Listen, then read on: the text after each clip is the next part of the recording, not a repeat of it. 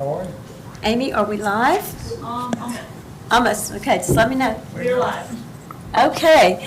Good afternoon, everybody. It is Thursday, April the 11th, and it is 4 p.m. It says Wednesday on our agenda, so that was the confusion there. Sorry about that. So I'd like to call the meeting of the Environmental Advisory Committee to order. I'd also like to acknowledge that the press and the public have been duly notified of the meeting in accordance with the Freedom of Information Act. So the first item on the agenda is citizens' comments. Do we have any citizens' comments? Yes, we do. Jonathan. Just remember. Welcome. What's my limit? 3 minutes. I can do it. It's not going to be long. My name's Jonathan Kanuka. I live on Isle of Palms on Chapman Avenue between 29th and 30th Avenue. And I was coming just to raise a concern I had, an idea. I'm not sure the best venue, but it's related to water flow and drainage, as it may or may not be related to Breach Inlet. I think that there's been a lot of attention about what's happening at Breach Inlet with sand kind of getting washed away, and there's a lot of issues going on there. And I was reading in the Island Eye News a position piece. I can't remember who wrote it, but I've noticed that that article was talking about that the sand that's building up at Breach, I think, kind of predated the washing out. There was kind of that rogue wave, and we saw a lot of the south part of the island kind of lose a lot of the sand there, and there's a lot of issues around that. But I think that sand has been building up, and kind of that party islands, it's kind of colloquially called between us and Sullivan, seems like it's been accreting and accruing more sand. And I don't know whether or not that's related to the sand that was placed up on the north end of the island 4, 5, 6 years ago that's no longer there, if it's kind of accreted at that party island rather than on the south side of the beach.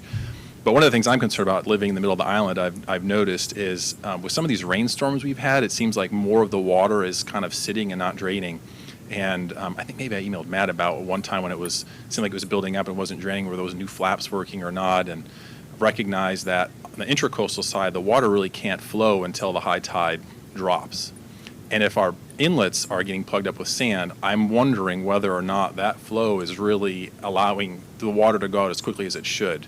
I've lived there for about 4 years. I know people have lived there longer than I have on our street, and just kind of talking to people since we've had a couple of these events where it seems like water's really sitting, and I'm just wondering whether that sand at the inlets might be contributing to the problem, not just for the south side of the island, what's happening there, but for people, just drainage, and that's a problem living on a barrier island. And I know I think the city has an engineer that they work with, and I don't know if we're locked into always having to work with one engineer, but at least when I get quotes for work I want done by a contractor in my house, I get a couple of different quotes, and I just wonder whether or not it'd be worth the city or the town council kind of exploring, to what degree is that sand that's built up there impacting not just, the south side island, but the rest of the island as far as drainage goes.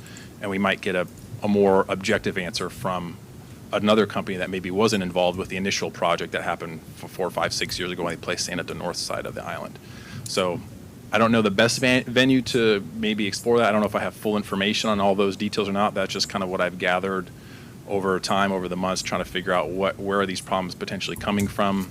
Is it just a couple one-off observations with some of the flooding on the middle of the island, or is it something else? So those are my comments. Those are my thoughts.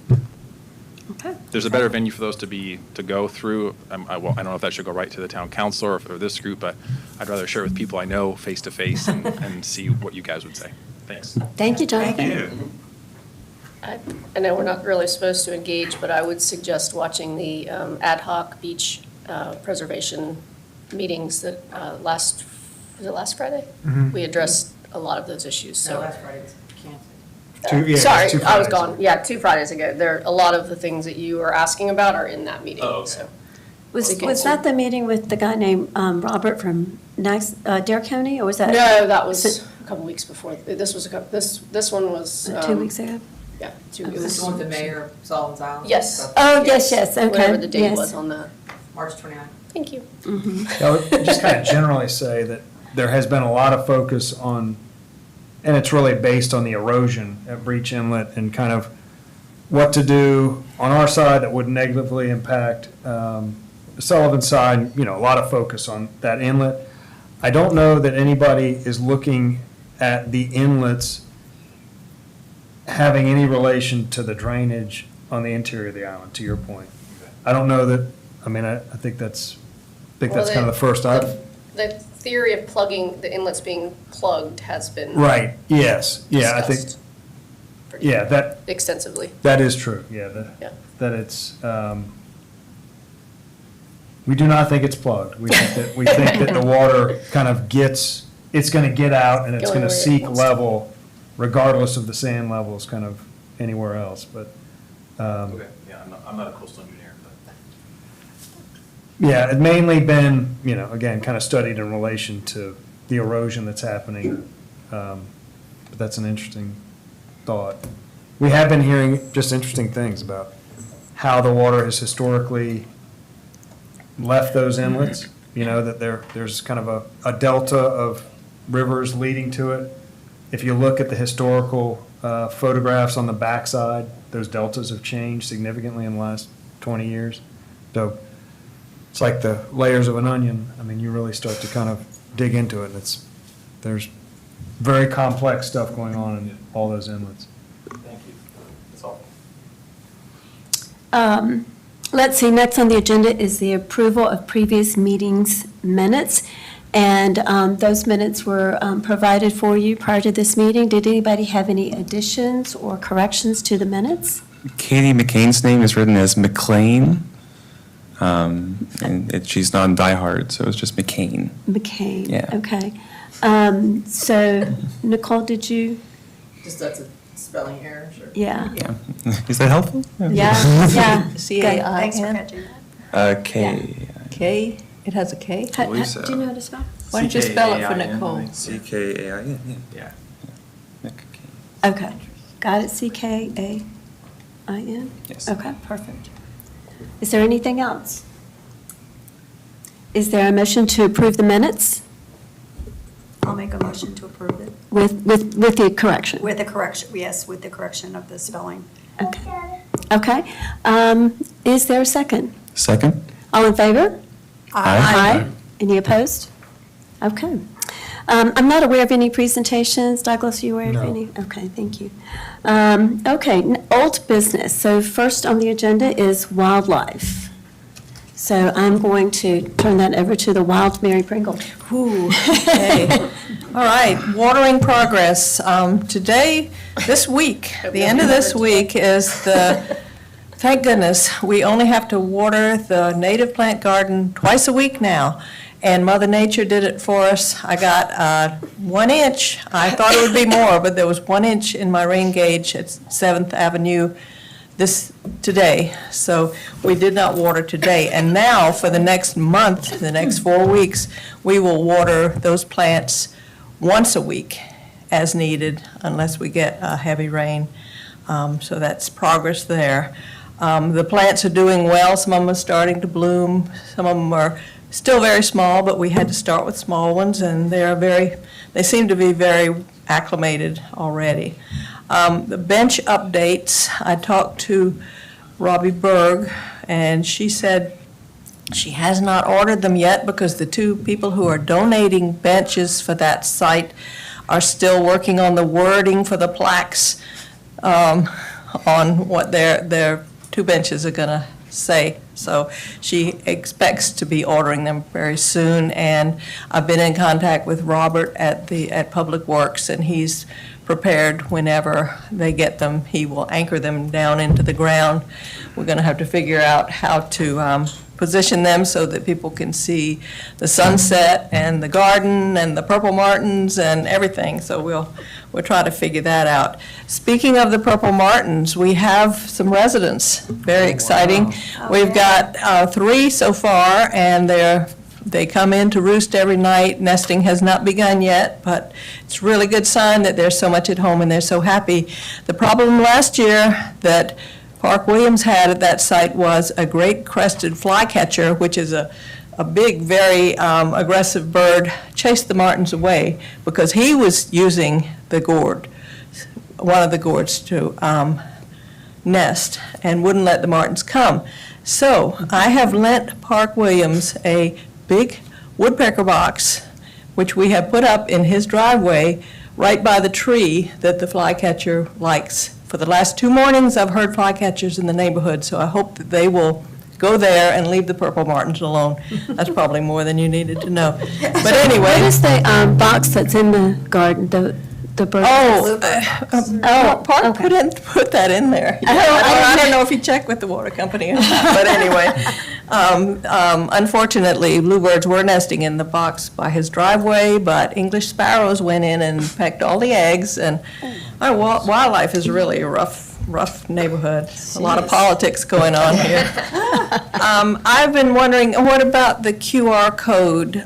Douglas, were you able to use my diagram? And, you know, there was going to be a QR code on the sign, and I sent this to I don't know that everybody. did you send that to me? Yes. Okay. It shows I know where it's- all the plants are, and it corresponds to Charlene Johnson's list, the Yeah. numbers Okay. on here, and I Oh, can good. send this to you again.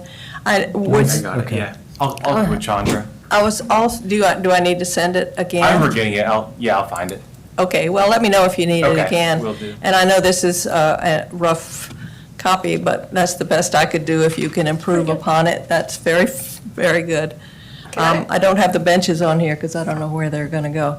Can I ask a question about the cactus? Yes, Is that native? yes, It prickly is? pear cactus is Those are native. Yeah, as is the trumpet creeper vine, which is growing up on the driftwood post that sticks up from the driftwood. So they were pre-existing? Yes, And they- and we have because they were native, incorporated them. incorporated. They're on the list, they're on Charlene's list, the trumpet creeper. Will they take over? What, a cactus? The cactus? Oh, heavens, no, With the little no. baby cactuses that? No, Oh, no, they're those- they're not invasive at all. Okay. There's no problem with that. What else, quickly? On the wildlife front, there was, unless somebody has a question about the garden, anything else? Is a QR code, I know it was generated, I don't know if it's actually installed, though. Are you saying that there's No, not? there's nothing on the Okay. sign, and I didn't know if it was going to be a sticker or. I think it's how's gonna it- be a sticker Amy would on know. aluminum plate, right? Yes, and so we have that, but Robert was going to, before we did that, see if his son could do the, like he did the wooden signs, like if he could do the QR code into that and have it painted so it would last longer, but we can go ahead and put up the temporary one, and then if that other one works. That would be great, whatever. Yeah, good. Also, we had a whale stranding on Monday, which was kind of interesting. It was actually at the north end of Sullivan's Island at 28 and a half, but the Isle of Palms police responded as well as the fire and the police from Sullivan's. And we all thought it was a pygmy sperm whale. Even the experts, the marine mammal experts thought, but then when they did the necropsy, they told me, no, it was a dwarf sperm whale. I mean, they're very similar. And that was kind of interesting. It's, when they strand, it means they're coming ashore to die, unfortunately, as was the case here. And the veterinarians from the aquarium came, and they gave it a sedative and then anesthetized it, and then a lethal injection, which was kind of sad. But if you want to read the whole story, it's going to be in the Island Eye a week from tomorrow. Instead of a native plant article, it's a whale article. And that brings another environmental thing to my mind. The dolphins, the bottlenose dolphins, which are our most common stranding, it's interesting that because of the PFAS, the forever chemicals, they have a buildup of toxins in their bodies.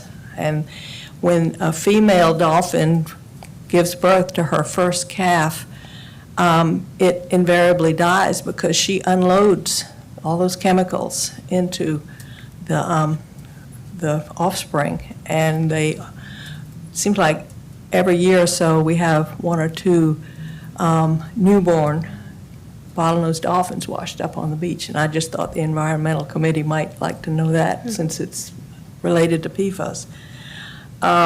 Also, we had our first giant leatherback turtle stranding since 2021. And the same thing happened on Morris Island that same day. And these 2 turtles had been chopped in half by giant ships in the shipping channel. So we hated to see that happen. And that's about all I have. Laura, did you have anything about the shorebirds Yes. that we were talking about, wildlife? Nothing super major, but I did meet with, we have a new shorebird coordinator. Her name is Abby Burke.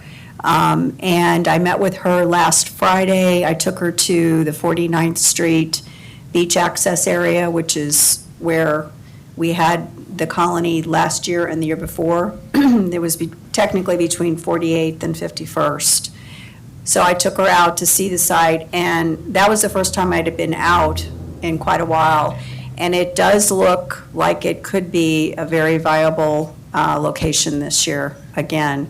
I was going to stop on my way home and see what kind of water is there after the rains today. I also took her to the north end of the island to right outside of Ocean Point, which is in Waldoons, because we had our colony that was out in front of the Ocean Point community there in 2021. And I've seen 2 pair of least terns fishing in that area over the past couple weeks. So it'll be, and that also looks to be like it could be another viable location. I know last year, I think they tried, some of them tried to nest there and they got washed out. And then I think they came down to that 48th to 51st section, and then we know that didn't work either.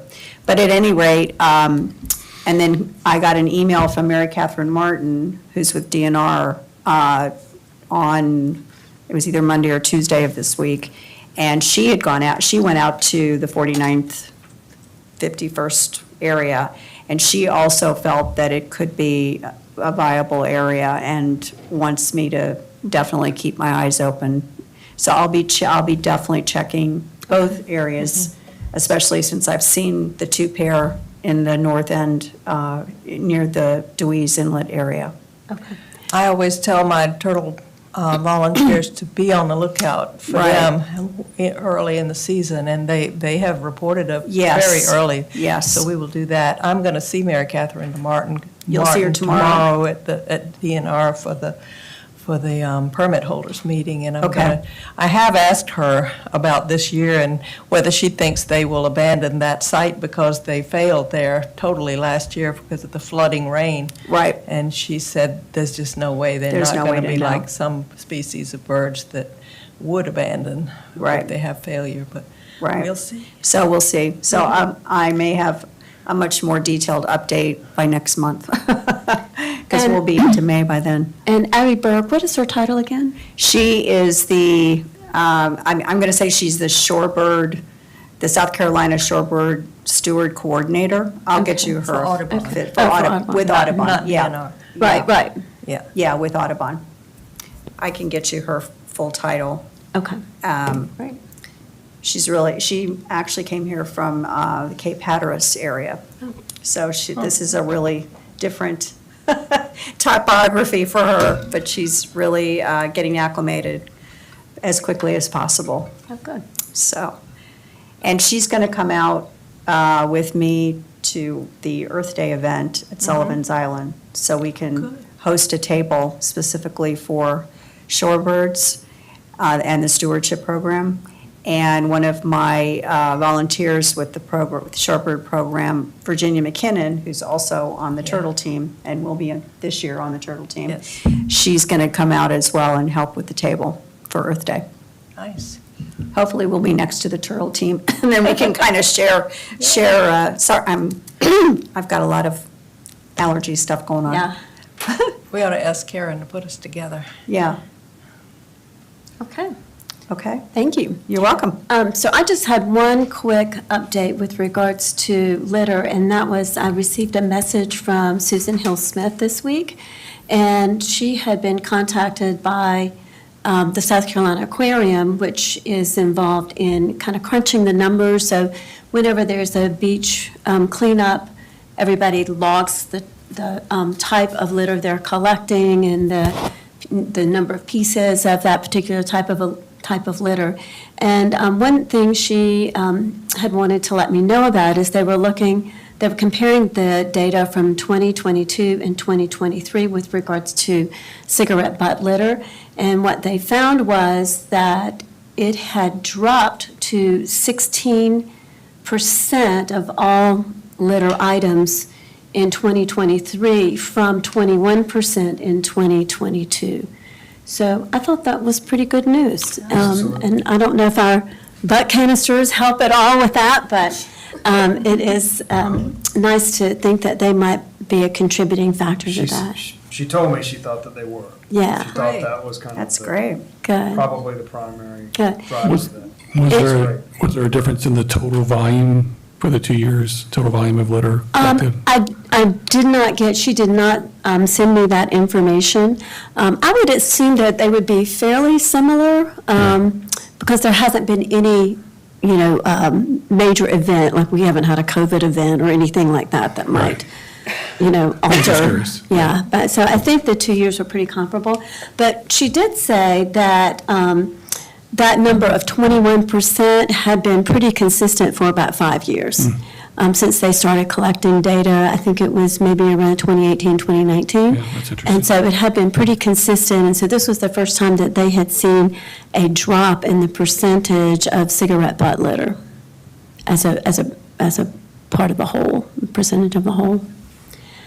So I think one of the things that maybe we might want to consider as the time gets closer is whether or not we want to try to install some additional canisters, maybe in the area where they're doing the renovation at the marina. The new dock, Yeah, the new dock, and there is one there. there's one there, but with the renovations that are, It's going to shift a bit. I mean, the location, the landing location is going to shift. You're saying maybe, or whether or not there might be worth considering adding some additional canisters. yeah, I know that one's heavily utilized. I think the smoke breaks are all taken right there, so I do know that one. Yeah, Heavily yeah, utilized. yeah. Good place. And Robert did report that they have been, they've been keeping up with emptying the canisters. I know they had some trouble with that for a while, Told us. some problems with that, so they have been keeping up with that real Yeah, well. that's So, right. and that's all I had. Water quality, Belvin, were you, I know Doug's not here today. Would you want to give us an update on that? I give a very bad update. I wasn't here last time, and I read the minutes, but I didn't get the chance to watch. And it seems like usually with water quality, we need Doug in terms of what he's proposed for the.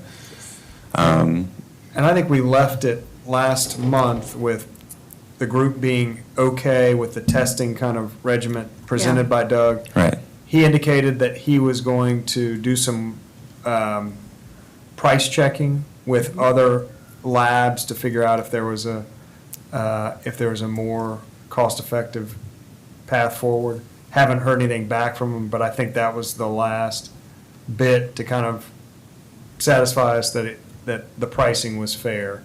But I think this group has basically said, let's push it on to council, get the funding approved now, once we're satisfied that the pricing's fair. So that's kind of our plan going forward is, as soon as the pricing's verified, to request that funding from council. So in talking to, in communicating with Desiree this week, we communicated by email. She indicated that we should take that to a vote. Is that This group- correct? Uh-huh. I think. Or is you it? did.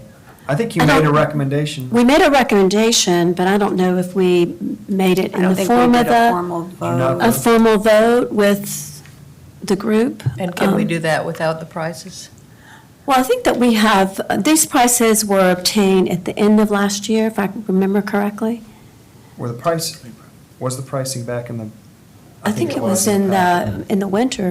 The I note feel like the said, prices, I feel like the 8,000? prices were 8,000, reasonable okay. enough that Yeah. you could take it to council and have them vote. I mean, I think Right. it's going to be close enough. I mean, I don't feel like council's going to have an issue with that, so. I don't see like the it doesn't seem like they're going to double or even I the can't- pricing. I can't is- imagine that it no. would change It that might much, go up a so- little, Yeah. but yeah. Yeah, and we've discussed it, at length. It's been a while coming, and we've, I think, addressed whatever concerns we had over the applicability of the data and like what each thing will be used for, and we now know that. So I'm totally comfortable voting for it. Do you want to make a motion, Belen? I would like to make a motion to vote for putting forward the water quality study to council. I'll second that motion. All in favor, please say aye. Aye. Any opposed? And I'm an aye, too. I didn't get it out fast enough. Sorry. Unanimous. Yeah, because the budget is being worked on as we speak, correct, for Yes, this year? for 20, 20. Yeah, for 25. after July. I think Yeah. this group said to go ahead and just do it out of this year's. Yeah. Right, I think that's what Katie was suggesting, Okay. 2024. All So that would not be part of the That's- current budgeting no, that's- process. We're looking, You're looking at 2025? yes, another year ahead, Okay, so. Okay. Um, okay. Was there anything else, Bella? On water? No. Yeah, okay. No. Um, On A, rather. So- Yeah, and we were going to do that, we were going to talk about that, were we going to talk about that under new It's on business? it's definitely on the agenda. The Folly Beach septic ordinance, that's water Oh, quality. no, that was, 3B. No, no, yeah, no, that was me, um, but you're. The Your- information that you Oh, presented. yeah, I thought that was coming after the Folly Beach septic, but I could talk about the climate action. Yeah, well, that was, yep, you're right, I see it. So while we're still under water Yeah. quality, let's let Laura go ahead and present her information, and then we will do that under climate action. That's great. Okay. What I'm trying to do is gather as much information from other communities as possible, because I don't feel that we have to recreate the wheel necessarily as we move forward with recommendations regarding septic and sewer here on the island. And so I was able to attend a DHEC Environmental Summit about 3 weeks ago. And one of the people that was there was Ross Waddy, and he's with the Mount Pleasant Water Works Department. And they are in the process right now of working on an initiative, a health initiative specifically for septic. And he had a copy of the Folly Beach ordinances that were passed specific to septic. And I said, could you share that with me? Because I would like to use that as a platform to say, here's some things that another community's doing. It doesn't mean that we could or would want to do everything that they did, but it would give us another view of what's being done. And he was sweet enough to share it with me. So that was, I had Douglas include that with your packet. And of interest to me was, it's a pretty strict policy, and a lot of it, Ross said, was in response to the amount of short-term rentals that they have on their island. And we all know we have a fair amount of short-term rentals on our island. And they really wanted to make sure that there was a good plan in place to monitor and inspect and basically make sure that there was not going to be any major issues with septic, given the amount of short-term rentals they have and their location, proximity-wise to the ocean. So one of the first things that is listed in the document is that a South Carolina DHEC inspector has to verify the wastewater service for a property, and if it's not available, and then they have to sign up for a program for septic before a permit is even granted. They also have baseline inspections required prior to the sale of a property. And a new owner is required to be on a septic tank maintenance program. And baseline inspections for short-term rentals are required annually. And the operation and maintenance of the septic system is actually the role of the city. And I found it interesting that one of the points is that the city will inspect the front beach after major erosional events to document eroded septic systems. I don't think that that's anything that's happening here. Do we have any front beach septic systems? Yes, we We do. do. Yes, Wow. we do. In fact, a lot of the front beach homes are on septic. That's a big part of the island. That's part of that 1,150 septic systems that are here on the island. Yeah, between 21st and 41st. First, yeah. All of those. would All be of those septic. are on septic. Because when they started developing those lots on Ocean, they put the sewage Right. in, and we were able to hook in because we were on second row. Right. Which benefited us. I also found it interesting that the city will notify owners and initiate a water cutoff procedure for properties where failed systems have been identified and documented. And the city shall maintain and record each septic system that's installed, inspected, pumped, repaired, and altered. And I think that's another issue that we have here is we know from the sewer department, from the water and sewer department, and talking with Chris Jordan, we know how many homes have septic systems, but we don't necessarily know where their drain fields are. And the drain fields are really the most problematic portion of the septic system. If there's going to be a failure, it's because of groundwater rising and the drain field being compromised, which then leads to effluent coming out of the ground and into yards and into streams and into the water, that big body of water across the street. What's interesting is that DHEC, when I was at the summit, DHEC does require that if a septic system is failing and the person can't tie into a sewer system or sewer system, they must replace the system. And that can be obviously very, very expensive, but they do require that. And I looked up I was looking at our IOP site to see what kind of ordinances we do have regarding septic. And we have an ordinance that if you sell a property and gravity sewer is available, you have to tie into it. And the other one, I only saw two, if the septic system fails and you are within 150 feet of the sewer, you must tie into it. Are there any others that I missed? There is a provision that when you, and just kind of going through the Folly ordinance, a lot of it is the same, where if you build a new house, the system has to be designed and permitted by DHEC. Right, If you substantially improve your house and enlarge it, you have to go back through that process. right. Other than that, the primary enforcement tool is the state. So that, a little bit of a difference between Folly Beach and the city is the city of Folly Beach does their water department, sewer department, public works department are all, well, our public works department is also all under the umbrella of the city. Unlike us, where water, sewer is a different branch, it's a kind of a relative to the city, but not actually under the umbrella. It's not part of the city. It used to be, but it got spun out of the city. And then both of us, the city and the Water and Sewer Commission, really defer to the state because the state is the kind of, they have the authority. The health department holds the authority primarily over these systems. So they permit them.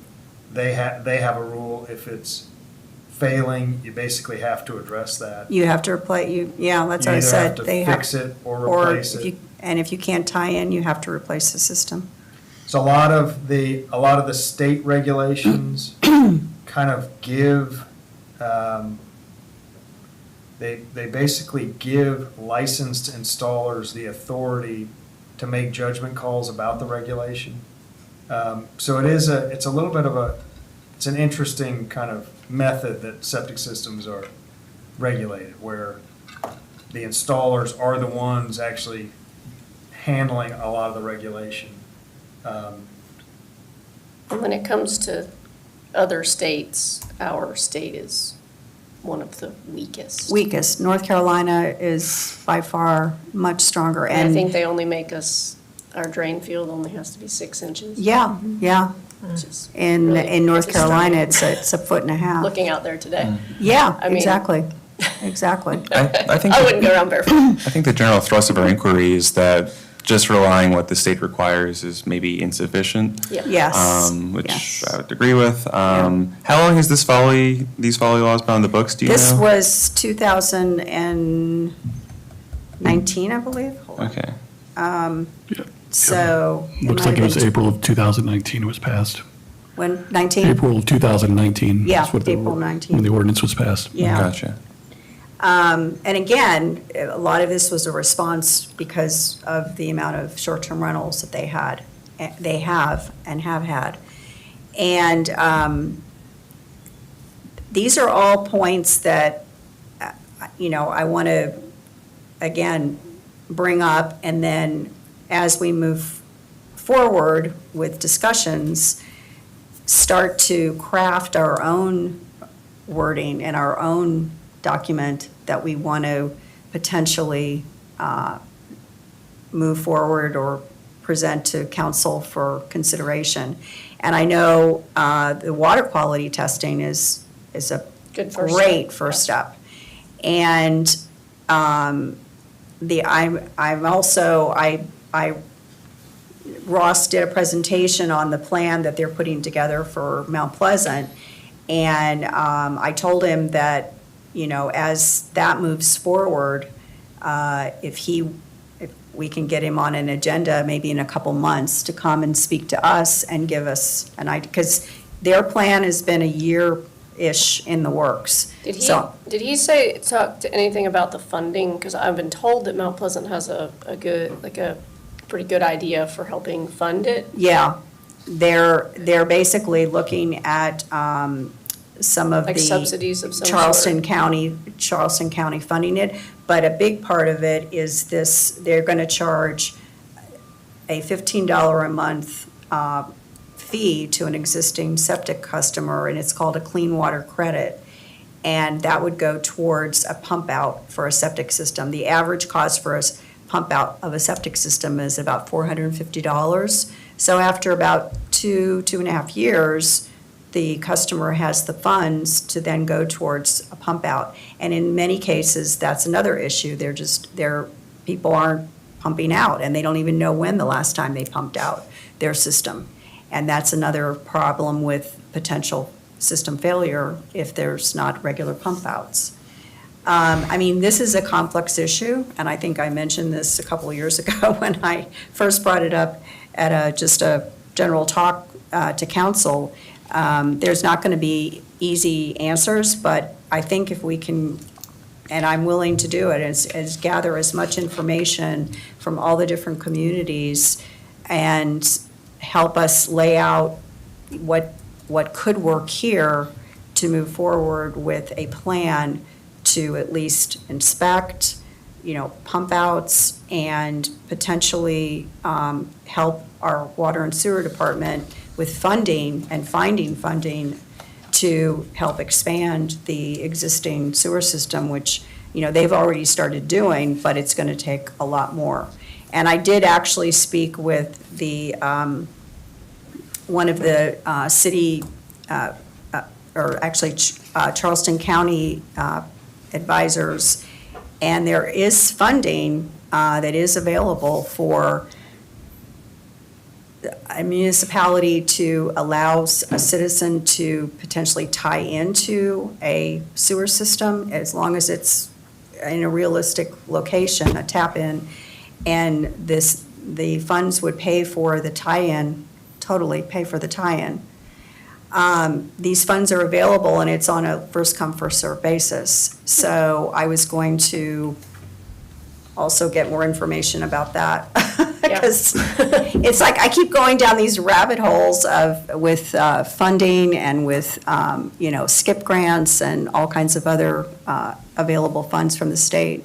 And there's a way, it's just going to take a while to work through it. Go ahead. Go ahead, Belvin. It would be helpful for me if you're able to take everything you're gathering and put it in some sort of Google Drive or some accessible area. From a things not being in front of the public perspective, can we have a shared drive for research purposes? Because we're not meeting, we're just sharing information. Yeah, Okay. anything that you all, any document that you all are working on or create or have, it becomes a public document. Sure. But I don't think anything that you're talking about, I mean, it's pulling together already available information. Right, okay. Yeah. Well, yeah, if there'd be a Dropbox or Google Drive or something that Okay. maybe we could contribute to by Yeah. finding various things Yeah, that could okay. contribute to the Okay. research process, because I think it's a great way of approaching the issue. I was going to ask a kind of a clarifying question. Douglas, you mentioned the relationship between the water and sewer and the city. Who are we taking this issue to? Is it the council? Yes. Is it sewer and water? Or So- is it both? The council will have to, if we were to change any ordinance that would require, like right now, if it's only if it's there that you have to tie in when you sell, if we were to add some sort of inspection process or anything like that, that would be council. The only thing really for water and sewer, from my understanding, is the infrastructure being there. So that's not something that council has any say over. And when, so it's, they're building the big new plant, and so that will have the we didn't have the capacity for a while, now we will. But then we'll still need pumping stations and things like that, I believe. Right. But when it comes Yeah. to an actual any requirement that the citizens do something, that's on council. Okay, Right. thank you. If it's an expansion, a money thing, an infrastructure thing, that would be the Water and Sewer Commission. If it's a service, I mean, it could kind of fall between either, but if it's a regulation, a code, that would be the city. Yeah, Yeah. perfect, thank you. Okay, good, thank you. Laura, Yeah? did you say that the city is not maintaining septic systems? Are they? Is that what I understood you to say? The city of Folly Beach? Folly, they are, their role is to, septic system operation and maintenance is the role of the city. Your utility is under the city. That's why I asked the Like a question. private septic system, you think the city of Folly Beach goes and That part I don't know what I'm pumps or saying, it's not a cleans? separate entity, like your utility It's more Right. is under the city. But it's more of inspection. It's not, Not a no, maintenance? no. Like if you look at it, when it says role of the city, Yeah, it's for inspection, and then they are maintaining a record, right. Yeah. which was one of the things that I learned recently, which is just crazy, is that DHEC only keeps those records for 5 years. 5 years. They're changing that again. To fewer than 5 years? No, to more. Just 1 year? To more. Yeah, that was something that I brought up actually at the summit. Like, why? Especially with the ease of Yeah, computers. yeah. So, but the city has their role as far as, maintaining and recording the septic systems that are installed. I guess it's maintenance of the records. But yeah, not actually maintenance of the physical- Right. of the systems themselves. Although, and they keep a record of the inspection, where and, what system has been installed, when it's been pumped, repaired, or altered. That was all part of the role of the city to keep those types of records for the septic systems that are in place right now. Another big problem is, again, with with owners not even necessarily knowing where the drain field is. And sometimes they do landscaping, or they decide, oh, we need a new driveway, and because they aren't really aware of where their drain field is, they're paving over, or they're adding huge amounts of vegetation that the roots are going to get into the drain field and, again, compromise it. So that's also, the property owners should definitely ensure that the septic system is protected from vehicular traffic and parking, and that they protect parts of the septic system from erosion and prolonged inundation. So there's definitely a dual role between the property owner, and then they have the role of the city and role of the property owner. But I really felt that the beachfront checking, the city shall inspect the front beach after major erosional events to document eroded septic systems. I felt that was really a great section. And I would love to be able to see something like that here. Yeah, I will say that we are fortunate that section that's not sewered, that is one section of the island in the middle of the island that's got massive backyards. So that's a good thing. I've never been aware of any part of a septic system actually being exposed on the beach. However, in those same lots, you will see, and probably today is even an example, where there will be sometimes a mini acre pond of standing water. Yes. That I think is kind of interconnecting the septic system, the The- water the in drain- that pond. and the drain field. Probably kind of making its way Yeah, to who knows where. So yeah. I don't know that erosion is the issue, but definitely Standing water. standing water over those systems Yeah. in that vicinity is Isn't that a conservation area? it is. Yeah. You can't really do anything. Can't be other built than- upon. You can put a septic system out there. That's- Yeah. But we put a have- septic system in a boardwalk. We have put a few boardwalks, but a lot of that is, if you were to try to walk to the beach on those paths today, you'd be walking through a considerable amount of water, which. It happens every and summer, you too. think about It's what's in that really water. hard. Yeah, It's Yeah. a little disturbing. yeah. Okay. Ponds and behind those houses. Yeah. Okay. So I guess, so my goal is to set up either Google Docs or a Dropbox area for everyone to be able to contribute information that they find.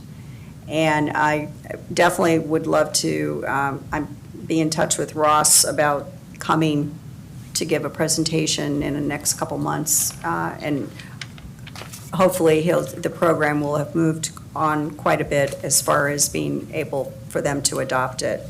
And then we'll have something really solid from them to consider as well as an option to, again, kind of cut and paste and put something together. Great, thank you, Laura. Thank you. Thank you for all your research. Belvin, did you want to update us on House Bill 5118 Yeah. about the natural gas project? Yeah, so I'm bringing this up because in my 5 years as a climate activist, this is probably the most consequential energy project that's come before the SC legislature.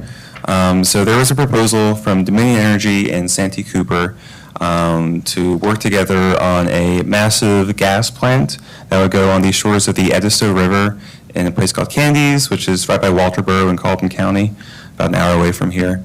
It would go over an old coal plant that has been shut down since 2013, and it would be around 2,000 megawatts of gas power. It would have 100-plus miles of pipeline that would have to go through the Edisto watershed and parts of the Ace Basin. So ecologically, I think very dangerous. And from a climate perspective, gas produces methane leakage. Recent studies have it as almost as damaging or as damaging as coal from a climate perspective. So a massive gas project that would change the percentage of gas in Dominion Energy's portfolio from what is 30% around today to around 60%. It would just be a massive doubling down on gas as a major fuel source. When this came before the Public Service Commission, they had an independent report commissioned that came back and said that the utilities did not look at other options, did not look at cheaper alternatives or greener alternatives. And so my concern right now is that there is a bill, H5118, that has passed the House at record speed and is currently in the SC State Senate. And what the bill would do is that, among other things, it would authorize and encourage this gas mega project. There are a number of other things I find very dubious in this bill, some of which include giving utilities eminent domain power so they can take private land for their projects without having to go through the state, reducing the ability of the public and environmental groups to intervene in utility cases, reducing the size of the Public Service Commission, which overlooks utility projects, some things that make solar more difficult to build. It's a bill that I think, from an environmental perspective and climate perspective, is not great. And one of my concerns is also that it's being fast-tracked. They're trying to push it through very quickly without appropriate discussion, I think, about this issue. So I bring this to this committee because we have not yet, as a body, sort of used that advocacy arm. I think there are circumstances where there's something that is moving through the states that I want to say as a committee, not as the city of Isle of Palms, we have concerns about this. I think there are circumstances. This, to me, potentially reaches that threshold of, insofar as we are an environmental committee that, in solidarity with that is the watershed, the East Basin, are highly concerned about the environmental impacts there and want alternatives to be explored. And as a committee that wants to work on climate and want alternatives to be explored that would not be so deeply climate damaging as this plant. One thing that I would like to see, and please let me know your honest thoughts on this, Chip Campson is the state senator for our area. Chip has not heard from us. I think it would be reasonable and hopefully effective to have a letter signed by, I suppose, whatever members of the committee feel comfortable, saying we're concerned about this bill and we're concerned about the speed at which it's moving, would like for more consideration to be given to other alternatives. So I guess what are y'all's thoughts on that, temperature on that? Is something coming from either this body or parts of this body if we go with the individual sign-on approach? Are there any of the cities down in that area that have reacted to this, or are they for it, against it? I mean, has there been any other governmental bodies that have said, come out jointly to say? So I'm not sure in terms of an official statement or resolution. I know that there are discussions happening on the local level. They're in Colden County. We had an event this past Sunday that was a listening session for the community in Kennedy's and Walterboro. And a number of folks were talking about how they're trying to talk with their council members. Some think it's a great idea. Some are concerned. So there are discussions happening. I don't know whether any resolutions or anything has been put out by the people of Colleton specifically, which is where this would be built. Yeah.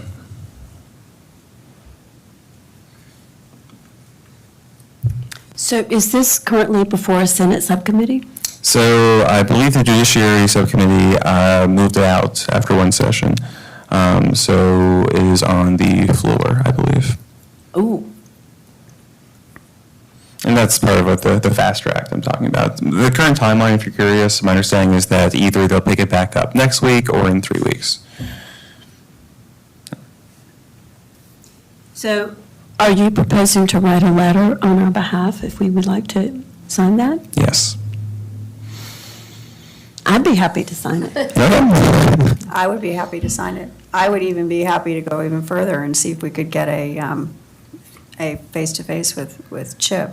That'd be wonderful, yeah. I've got some connections with people that know him and have regularly, visited his office and spoken with him, and I could kind of see what I could do. That would be wonderful. And now, yeah. now rather than later, and actually take a road trip up to Columbia and. I think now's the time to have conversations with him, Yeah, for sure. yeah. Yeah. Because he tends to be open to environmental issues and, protecting in the protection area. Right. That being said, this is obviously, there's a lot of money, and money is a big talker. So anyway, I'd be willing to sign a letter, and I'd be willing to do some quick research to see if we might be able to get a face-to-face with Chip. Thank you, that'd be wonderful. Okay. And does this committee have the authority to do that without council?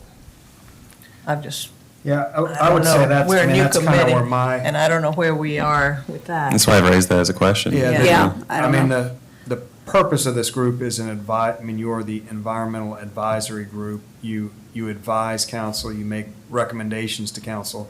Certainly, that's in your purview. I mean, to make a recommendation that they do something. That's what I was gonna say, is why not recommend to council that we, as a city. As a city, we sign? write a letter. And that would typically be in the form of a resolution or Yeah. something that Right. council would then. Like they forward. did when they were trying to overturn the home rule with Yes. regard to the short-term rentals. Yeah, yeah. I mean, I feel like I think that would be the proper way for this committee to get it, to do it, and I also think it would have more teeth. Oh, absolutely. For sure. My concern We're is still that. just a little teeny tiny little city that gets Could they ignored be- by Columbia, but. Could they be voting on it next week, though?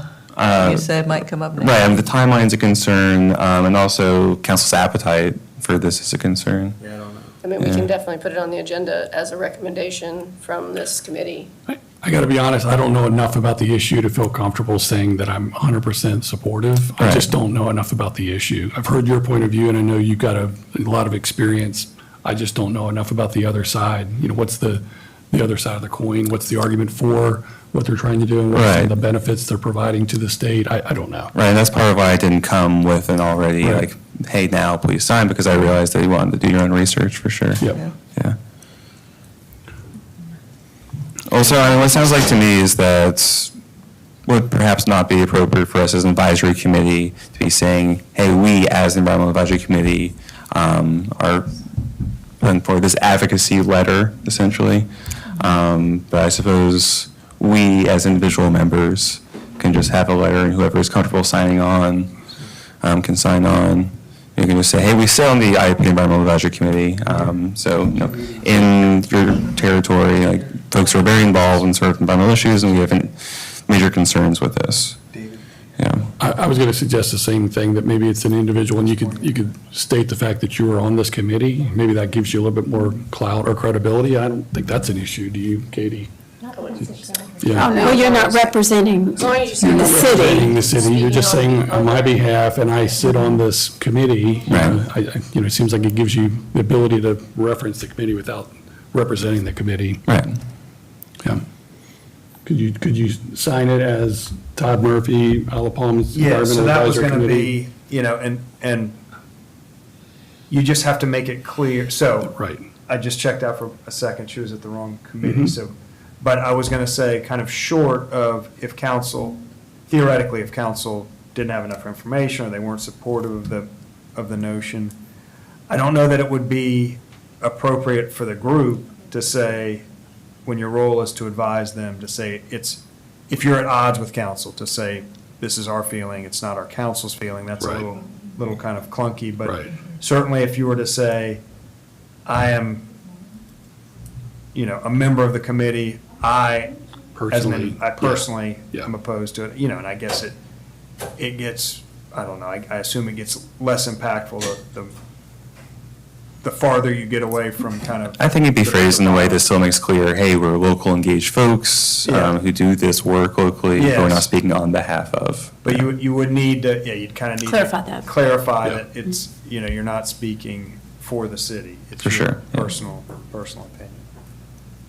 When And I is- also don't think it would be a bad idea to, if we could get a little bit more information on the pros and cons and whatnot to Yeah. to put Yeah, I'd it be on the happy- agenda and have city council talk about it. I mean, worst case, people might not be for it, but I mean, if they do want to have a resolution, Yeah. I mean, Yeah, offshore drilling is an example of where the Right. city council was unified and sent resolutions and, was engaged in that discussion.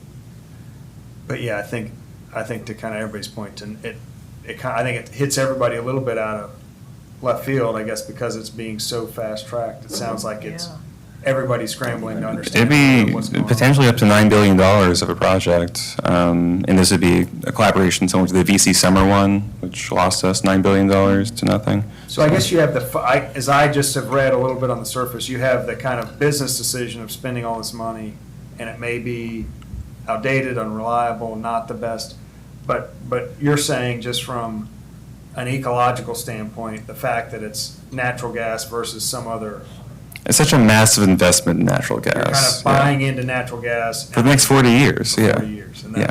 that's the environmental.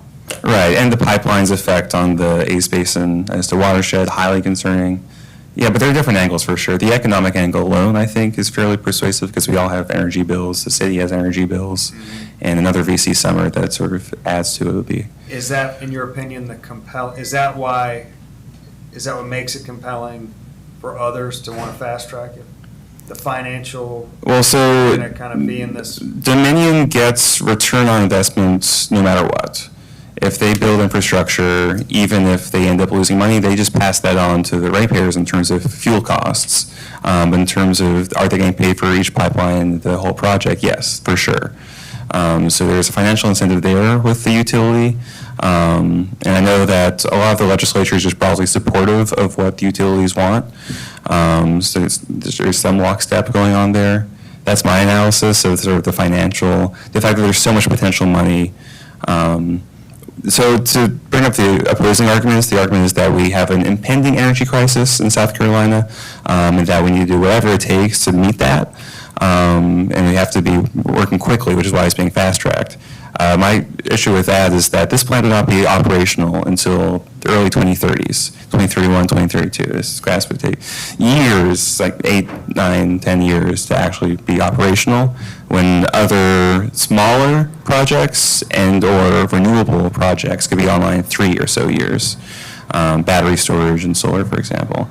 So to me, that we have to do something about our impending energy crisis does not point in the direction of this massive gas plant, points in the direction of other more quickly achievable projects. But that is an argument being made of like the necessity of this. Yeah. Yeah, it's a very interesting, so the Post and Courier has had lots of coverage on this, so folks, sort of. today again, there was something. Oh, I missed it. Okay, I haven't read today. I think it's today. Yeah, so there's been lots of good coverage on this. I have fact sheets I can share that are, of course, from the environmental group perspective, so anti-gas plant. But yeah, perhaps what I can do is next week I share a letter with this list. The language will be such that it's just folks who are on the Environmental Advisory Committee reaching out. Not the Environmental Advisory Committee makes a formal statement. And if folks can get back to me with their yes or no on inclusion, we can share that with Chip. That's great. Okay. Yeah. And in terms of bringing it to Greater Council, I'm concerned that it will feel out of left field just because we, as environmentalists, sort of care about the Edisto and the Ace Basin. It might feel activism-y to council to be going out their way to do a resolution on the topic. I think is, from a public planning perspective, not currently being handled well. There's a lot of money being thrown down for things we don't know yet. There's lots of unknowns right now that I think are concerning. So, if that is something that you think council would care about the potential financial ramifications with our utility systems, I would be happy to share information that could potentially be introduced. But my reason I brought it here and not saying let's bring this to council is just because I would be concerned that council would just not be interested in pursuing it. Is it, I guess knowing that they outwardly opposed offshore drilling, is this different enough that you think they wouldn't have? Well, offshore feels existential to Isle of Palms, right? That's our You're on the beach. shore, We're on the that's- shore. So is this, I guess this isn't as, doesn't hit as close to home, but it is our energy. It's our energy, So yeah. it's our bill and we'll be using that natural gas. When is the plant, next- Right? That plant would be supplying. Yes, it would be Power to yes, us. we would When be is the being powered next- by it. When is the next council meeting? Not Tuesday, but the following Tuesday. So kind of Like the 26th or, no. 10 days or so. Oh, 10 days or so, is it? Yeah, this may have already. yeah. Okay, well, I mean, we may, that's the other issue is the timing of it. it's looking like this will still be going through the Senate for the next 3 weeks. There's a possibility it moves faster than that, but it's looking like this is like through April, so that's a live issue. It's crazy how slow so many things go, and then it's like, Until we they can't get some- even get this to council before. So they go in the middle of the Yeah. night and Yeah. restripe the connector. Yeah, it's, When they want it to go, it can. It's amazing. It can go. yes. When the lobbyists Speed of government. Yeah. I mean, I would be interested in, at the very least, maybe if you made a presentation to Yeah, I could- council. I could is organize a that- presentation is that for sure, I mean, maybe yes. that's the first step, and then we can see what, we can kind of gauge the temperature. Yeah, that'd be And- great if that's yeah, possible, yeah. I mean, I think we can do At- that, right? The 23rd? Do you want to try to do it at the 23rd? Is that- So I'm on the Yes. agenda for the Do you wanna- 23rd. do you wanna- But it was not just, it was, Desiree's given me 5 minutes to talk about all the environmental initiatives, just to kind of bring that before the group. And I was also going to bring the water quality study before the group, because that's something that council will be voting on. Maybe we get you 10 minutes. So if I could get a little more time. I mean, I think that would be doable. I mean, I'm not 100% I mean, I think- sure on the procedure of that, but I'm pretty sure we can make that happen. Yeah, Belvin maybe can tag team with me or something like that. That'd be So happy. definitely Belvin could get his own 3 minutes, without a doubt. True. That's automatic. We could, and I can't recall now how I dense mean, we your can- agenda, we can- if you've got. I mean, we can always suspend the rules and at the meeting and ask for more time. I Yeah. mean, you have to have 5 votes to do that, but I mean, that is a possibility. Okay, So why don't we try to plan for some, let's hope. for- Introduction to council, somewhere between 3 and 10 minutes. Yeah. And we'll let you know before then. Yeah. So would Belvin do that under citizens' comments? I think so. Okay, Yeah. so he would actually go ahead of me if I'm doing a Or presentation. we could add it What to do the we got? presentation. I did, I mean, that's the mayor, right? So, Yeah. I mean, we can. oh, it sounds like maybe plan on. Why don't we discuss this? Yeah. Logistics of this tomorrow. Okay. Well, and I- Figure out the. Yeah, and I think Desiree can advise us on that too, Yeah. because, Yeah. yeah. But I definitely think it's worth at least bringing to council's attention. Okay, all right, thank you. Douglas, did you have an update on sea level rise adaptation? Yeah, only roughly? that, we thought they might be at this meeting, but they're going to be at the next meeting. Next meeting, okay. 100%. Both you and the planning commission next month. Okay, And that'll take, I think I think they would like to spend 45 minutes or so.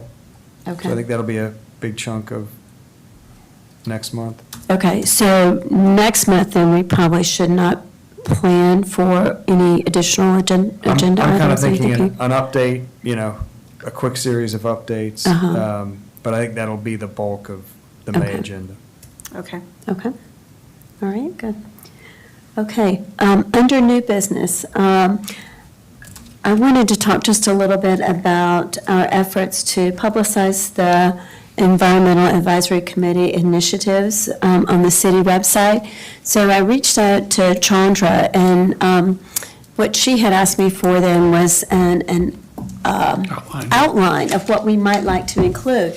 And then we scheduled a phone call, and it happened very quickly. And so I just put down very briefly some of the things that I thought should be included in this information on the website. Several people had provided input that having a title of environmental initiatives might be appropriate, and that under environmental initiatives, you could have the headings like the litter and waste, wildlife and native plants, climate action, and water quality. And so then for each of those under each of those headings, you could have subheadings where you provide some brief information about what we've done. So the things like, for example, the cigarette butt canisters, having a picture of the Surfrider Foundation cigarette butt canister with the signage and everything, a little bit about maybe where they're located, and then perhaps some of the statistics that I share with you guys tonight from Susan Smith. So just a couple of short, not in lots of detail. If we wanted to get into lots of detail, there might be links or something like that that we could send people to. I know under wildlife and native plants that Mary has done a lot of articles for the Island Eye News, and those could perhaps be linked in the website.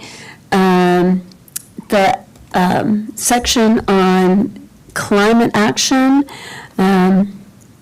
One of the suggestions I had was to provide a link to the study, the greenhouse gas emission study, which is dense. I mean, there's a lot of stuff there. I don't know if that's what we would want to do, but I think we definitely like to provide some information about the grant that was received for installation of solar panels.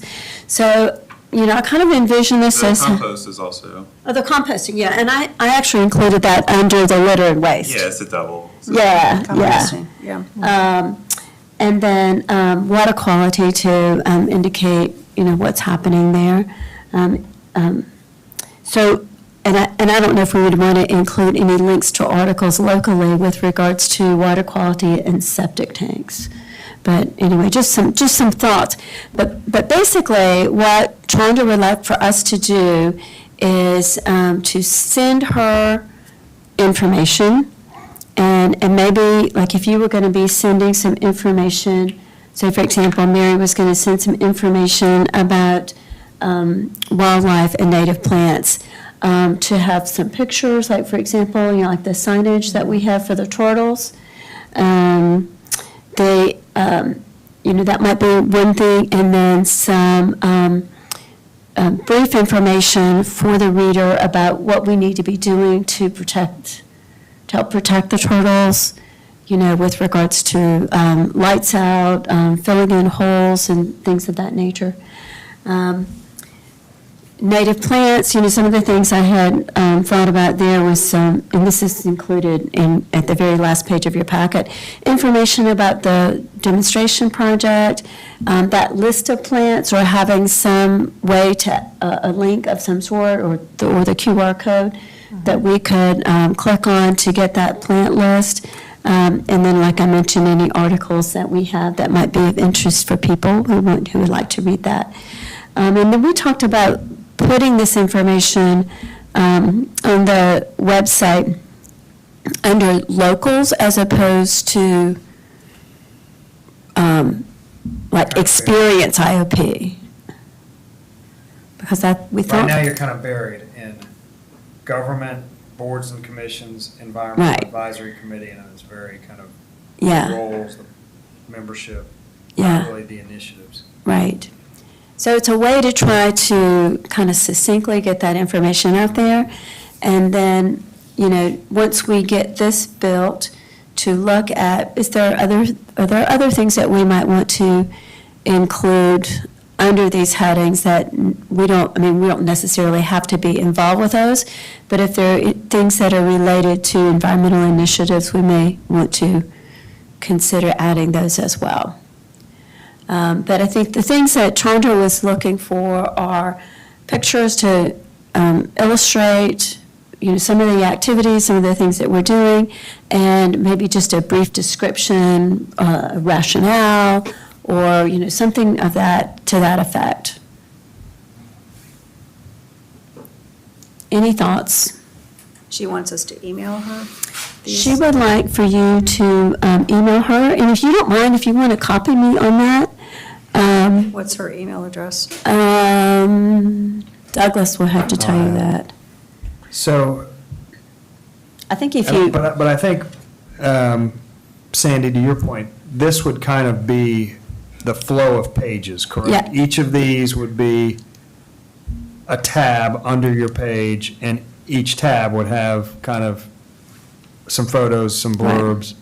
Yeah, So, and- I mean, I think that you've got it well organized. I mean, to me, I would say, kind of, if you're willing to be kind of the holder of the outline, and then if people want to fill in content within the outline that you've created, I think that would be helpful to keep it kind of organized. And more consistent in what we're more presenting and consistent in how it's everything. done, I Yeah. think Yeah. would be great. And some of the websites that Chandra provided just for illustration purposes, you know, they would have, on the webpage, they would have a picture, and it might be something like, well, I'll take like, you know, cigarette butt canisters, or, you know, the Surfrider Foundation, or what have you. And then they would have, like, anything that's noteworthy, like they would maybe have a news, and she'd had a couple of other things that you could click on. And that's probably not a really good one, but probably the native plants is a better one for that, because you could have like a list, and you could have a description of the project, you could have another place that you click to get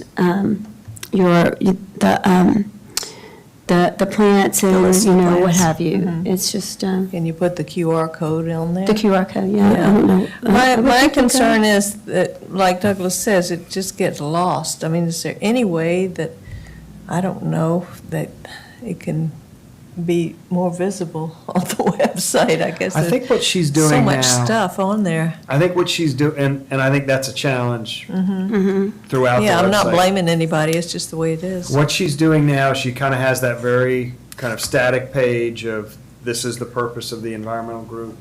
As things come up, she puts it in like the news.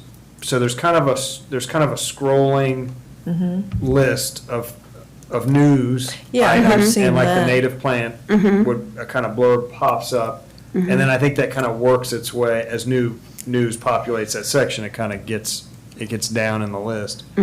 But I would think if it goes in the news section, that would be its one time kind of to be at the top of the list, but then it would, as it gets older, it would be put somewhere kind of in this outline to then be the you know, the holding place for that information permanently. Kind of think the way she's envisioning it I like it, happening. yeah.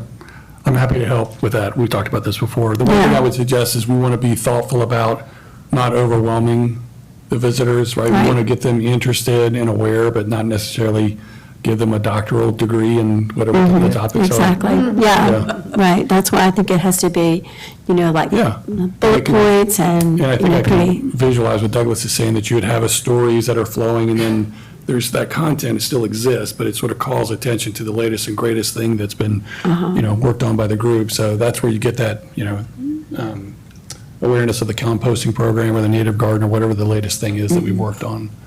Yeah. Okay. So what I need help from you guys with is, those of you who have been more involved in specific programs, is providing that information to Chandra so that she can then input that onto the website Are you- and organize that on the website. Are you asking to have an aggregator out of this group as opposed to everybody sending directly to her? So I've just sent everybody her email. Okay. And you're all copied there. Okay. And have just asked that if you have content, send it to you and Chandra. And Chandra can work on kind of keeping the appearance of the content Right. similar and in a good Organize, format. you know. And then if you could kind of advise on where it would plug in to Right. various. Yeah, and if there's information that's missing, then I can follow up with the person who's primarily been involved with that initiative, Yeah. because Chandra wouldn't necessarily know that. Right. Yeah. Do I send the published articles with the picture, or, you know, I have rough drafts of them, but I don't know exactly what she wants. You know, it's better with the picture that was like of all of us standing in the native garden. Right, right. But I don't know what form she wants her information to Yeah. be. Maybe you can help me with that, Todd. Yeah, so I would think maybe she would like, I think she would be the person who could answer that question the best. Yeah. Yeah. Kind of a link? Is it online now?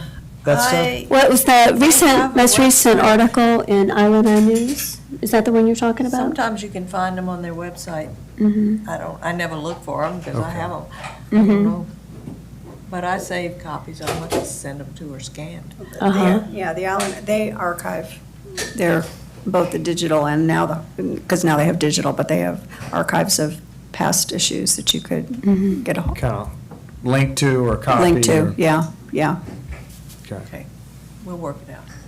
Okay, but I think she would be the one who could tell you what she needs, or, and if you send it to her, then I think that she can then decide where to, or how to organize it on the website, Right.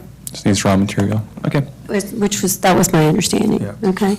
The other thing is, the last thing that I wanted to mention under new business was that Desiree has, going to give me 5 minutes or thereabouts at the next city council meeting, just to provide a summary of the things that the committee has accomplished over the inception of the Environment Advisory Committee. And if you have things that you want to make sure that's included in that, if you can, it would have to be it's going to be very brief, because it's 5 minutes, and 5 minutes goes by fast. You gotta talk real fast. It goes by really fast. It does. But I know, like, for example, the great turtle signs that you guys worked on, you and Robert, having a picture of that would be something that would be fun to Are you include. gonna have pictures in your presentation? Yeah. Good. And the presentation the picture that you submitted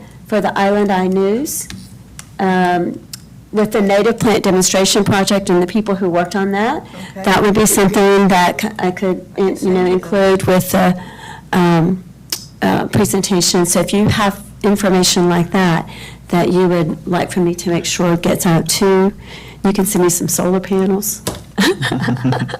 If you have any information that you have that might be useful, I think sometimes it's helpful to see things visually as well as to be able to read them. And, after being on a faculty at the medical university for 30 years, I find that sometimes people don't like to read that much. I just wanna look at pictures. They like pictures, though. Good. And they like brief descriptions, things that, where you're kind of hitting the highlights. Tell me what I need to know, tell me what you really want me to know, kind of thing.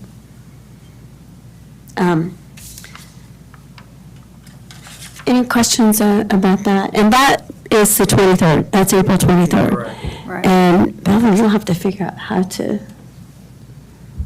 we'll let Desiree guide us I'm in leaning terms of how towards to. iPublic comment, mention them on the EAC, but you get your own space to do Okay. that presentation, which seems important. Okay. Yeah.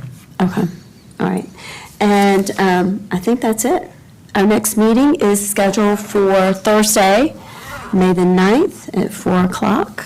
I got the day right at the bottom. Yay. I move that the meeting be adjourned. Second. All in favor, please say aye.